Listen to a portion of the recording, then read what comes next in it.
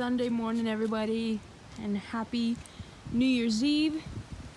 I am coming to you from Southwest Florida, where we have a mild cold front coming in. It's supposed to get down to the 30s later this week. I have a hoodie on because I'm a true Floridian. Anything below 70 is freezing cold. So we're getting ready to work on the Chrysler 300 here. I've had this car for about 2 months now, and as pretty as it looks from a distance, has some serious paint issues going on, and I've been dying to work on it. I just haven't had the equipment or the time. Over here, I did get a, I don't know if it's Griot's garage or Griot. I think it's Griot's garage. I got their polisher here. I replaced the 6-inch backing plate with a 5-inch backing plate so that I could use these different pads here. I do have a full set of Meguiar's from the compounding, polishing, and waxing pads. And I have a full set of Chemical Guys Hex Logic pads. The white one, the orange one down there. And I just picked up this finishing pad, the black one. And we're gonna work on this car. I do have some videos of what I did last week, which I'll show you right here.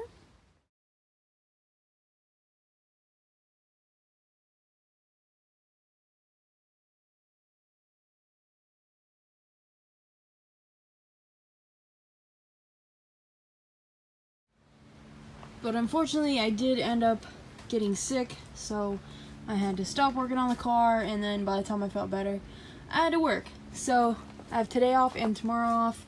Last week I finished up the top of the trunk, which was pretty ugly. Got a lot done. I'm really happy with the results.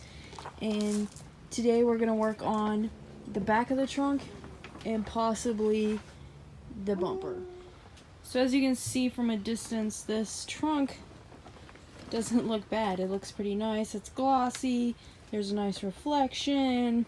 Doesn't look bad, but when you grab one of these, which is the greatest tool and also the worst tool, let's not put it on the flashing blue and red lights, but it tells a lot about your paint.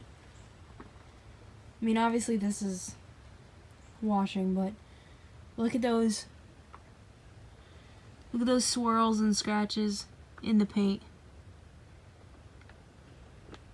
Now you can't see this from a distance, you can't see it in the shade, but if the sun hits it just right, you can see all of this. I mean, I've had people tell me how pretty the paint is, and this is what they don't see.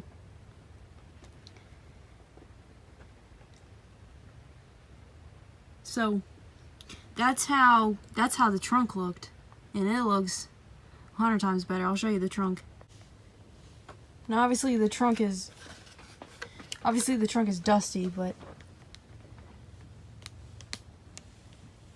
I mean, there's still some scratches and things. It's not 100%. I don't know if it'll ever be 100%, but 9-day difference from what it looked like before. So now I'm going to show you what I'm going to be using to fix this paint. I'm starting off with, obviously the car is going to be clean. In the area that I'm using, I'll use a waterless wash for that. And then I'm going to use the clay bar here, which I already started on that yesterday.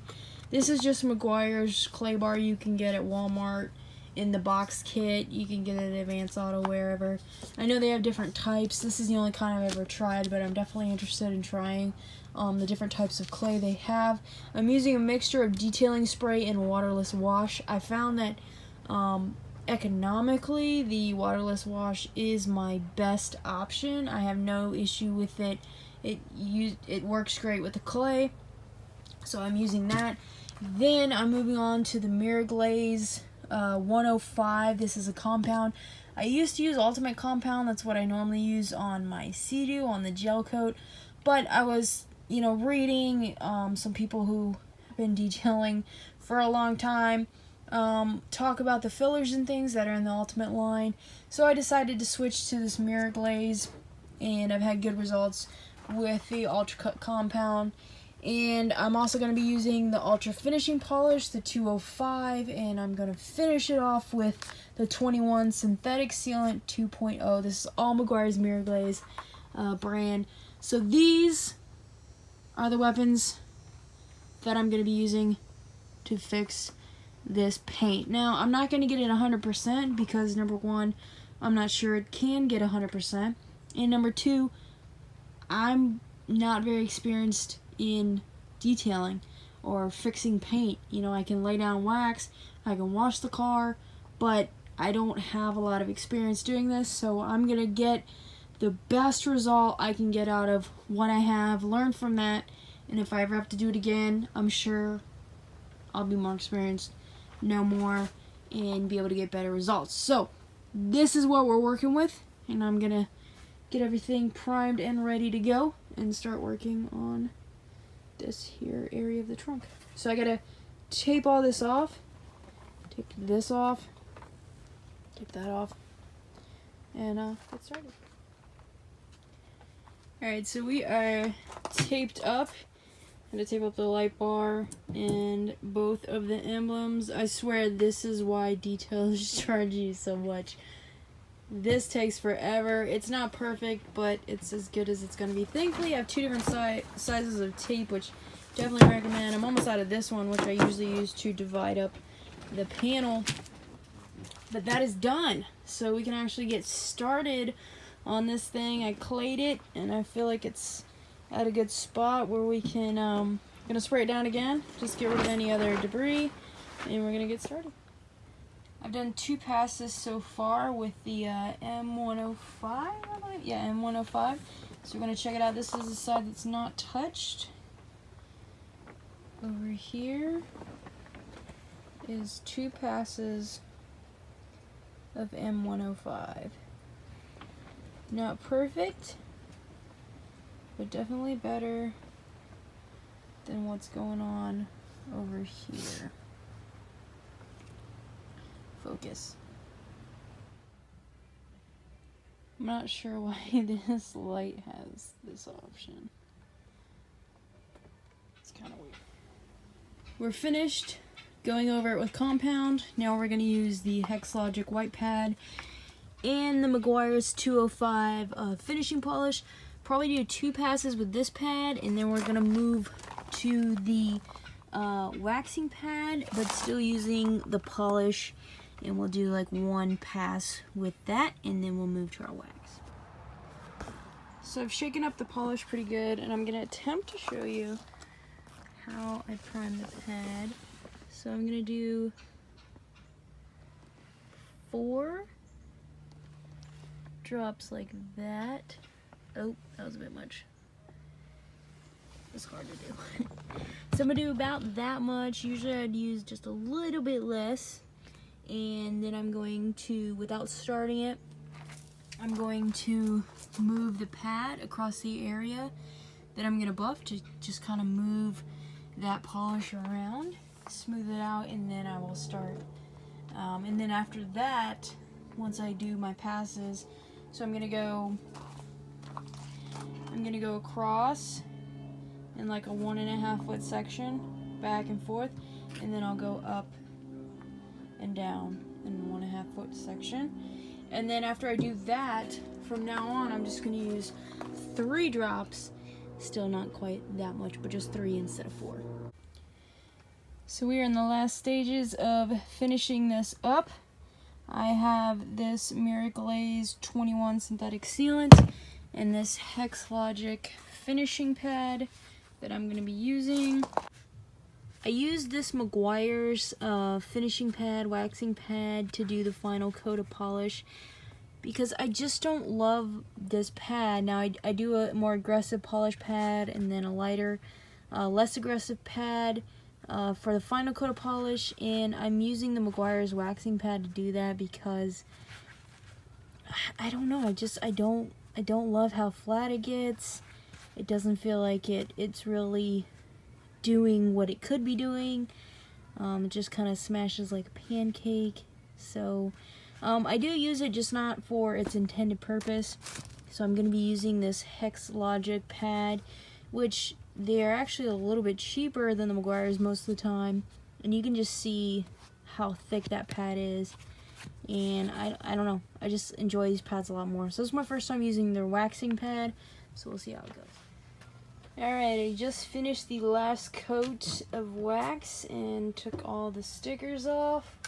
And let's see what the result is of this. Freaking dust, man. I don't know, I think it looks pretty darn good compared to what I was showing you guys earlier.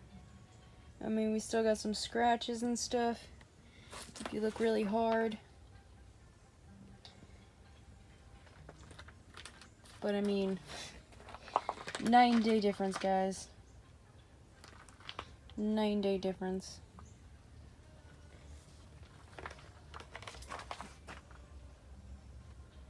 Still got some little scratches in here. This thing will focus. Having a hard time getting it to focus. And you know, if we spent a little bit more time on it or used a different product, maybe we could have gotten a little bit more of the scratches out, but I'm pretty darn happy with the result. Thought I would show you guys with all the tape off. The trunk is completely done. Got my fingerprints on it. But it's completely done. Top and bottom here. So that leaves, you know, the bumper, top of the bumper, this bumper, the wraparound, and then, you know, the whole rest of the car. But I just wanted to show this because I used to think that detailers charged so much money, and I didn't fully understand why some charged a ridiculous amount and others were pretty cheap. And it's like, you know, this is why. This is, you know, obviously I was sick, so I was slower, but this is 2 days of work just getting the trunk corrected. Obviously it needed a lot of work, and I had to do several passes with each product, but this was a lot of time invested in just this trunk. I can't imagine, you know, being a detailer and trying to fix this whole car, you know, in just a short amount of time. But I'm doing it panel by panel. I used to, you know, if I wanted to wax the car or whatever, clean up the car, I would, you know, just try to get the whole thing done in one day. And it's just not possible to do it, you know, correctly and get this type of a result in one day and do the whole entire car. If you're only having, you know, a few spots that have major issues, then yeah, you could probably get it done. But if it's your car, like, why not take the time to do it right? And you can see the result is just, I mean, that's like glass. That looks so good. So tomorrow I'm gonna work on this. It's dirty, obviously, but there's a lot of damage. Obviously, people, when they open the trunk, they sit things there, they do, you know, you're leaning over it. It's ugly, and I cannot wait to fix that. So that will probably be tomorrow's project. I got a lot of stuff to do inside my house, so can't dedicate a ton of time to this, but I feel like in the next couple weeks this whole car is gonna look pretty close to new, which I'm really excited about.